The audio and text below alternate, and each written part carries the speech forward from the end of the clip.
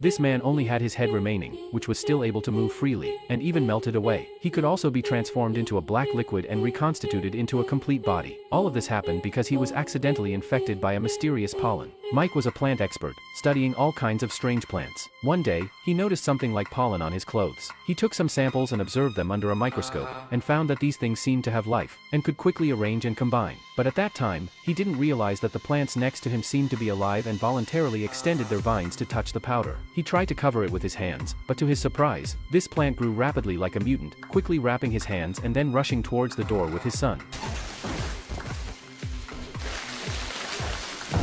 I need to tell you something! Mike shouted loudly, telling his son to hurry away.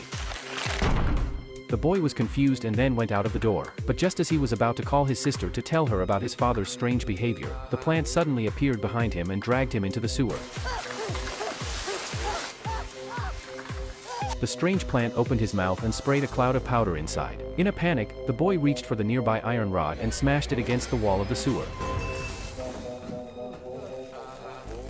Meanwhile, the strange plant on Mike's side vanished instantly, but his arm showed abnormal patterns. Mike wrapped it with gauze and fell into a coma. Unexpectedly, a red line emerged from it and woke him up. He was startled. He tried to touch it with his fingers and found that this thing seemed to have its own consciousness. As soon as his fingertips touched it, they quickly withdrew. Mike quickly removed the bandage on his hand, but in horror, he discovered that there were tentacles growing at the abnormal patterns on it. He wanted to use tweezers to pull out the tentacles, but suddenly a huge package grew on his arm.